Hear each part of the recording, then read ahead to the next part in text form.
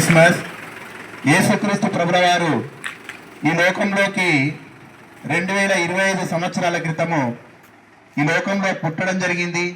పరలోకం నుంచి, స్వర్గలోకం నుంచి భూలోకానికి రావటం జరిగింది. యేసుక్రీస్తు ప్రభువారు ఎందుకు మరి ఈ లోకానికి వచ్చాడు అని అంటే, మనమందరం ఈ భూమి మీద ఉన్నామండి. మనమందరము ఆయన పిల్లలము. మన కోసమే దేవుడు ఈ లోకాన్ని కలిగించాడు.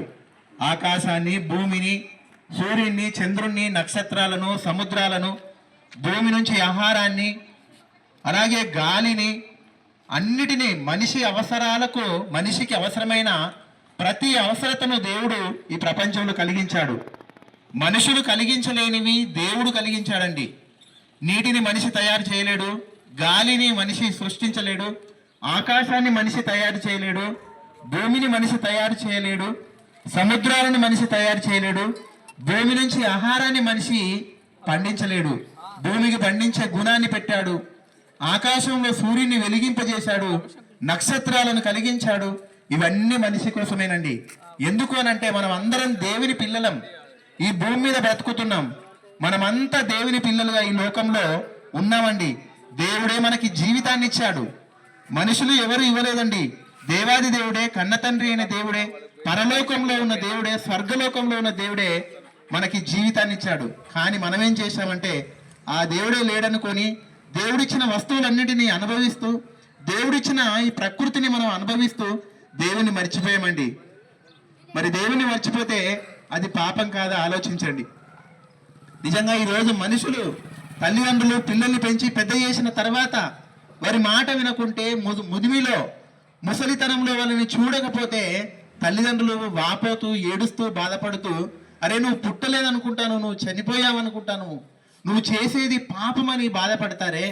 మరి 9 నెలలు గర్భంలో మోసినందుకే, కడుపులో మోసి 9 నెలలు మోసి ఈ జీవితాన్ని ఇచ్చినందుకే తల్లి అంత బాధపడితే, గర్భంలో సృష్టించింది, గర్భంలో నిర్మాణం చేసింది తల్లి కాదు, తండ్రి కాదు, డాక్టర్లు కాదు, దేవాది దేవుడే కలిగిస్తే ఆ దేవుని మర్చిపోతే పాపం కాదు? ఆలోచించండి.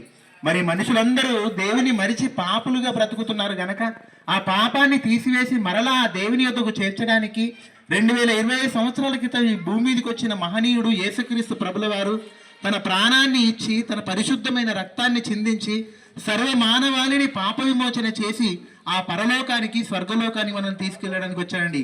ఈ లోకంలో మనిషి జీవితం ఎంత అంటే కేవలం 60-70 సంవత్సరాలు మాత్రమేనండి. కానీ పరలోకంలో శాశ్వత కాలం బ్రతికే జీవితం మనకు ఉందండి. 60-70 సంవత్సరాల ఈ చిన్ని జీవితాన్ని చూసుకొని ఆ అనంతమైన లోకాన్ని మనం పోగొట్టుకోకూడదని, ఆ దేవుడు తన కుమారుడైన యేసుక్రీస్తు ప్రభుల వారిని లోకానికి పంపించి ఇచ్చిన ఈ గొప్ప రక్షణను మనం బ్రతికుండగానే ఆలోచించాలని, మరణించిన తర్వాత శాశ్వత లోకానికి చేరిపోవాలని, మరణించక ముందే మనం ఆలోచించి మంచి నిర్ణయం తీసుకోవాలని గ్రామ ప్రజలైన మీకు అందరికీ క్రిస్మస్ శుభాకాంక్షలతో ఈ మాటల్ని తెలియజేస్తున్నామండి. మంచి నిర్ణయం తీసుకోవాలని విజ్ఞప్తి చేస్తున్నాం. అందరికీ హ్యాపీ క్రిస్మస్, మెరీ క్రిస్మస్. క్రీస్తు యేసు మరణించినది నీ కొరకే కాగా, పరమునకు మారుని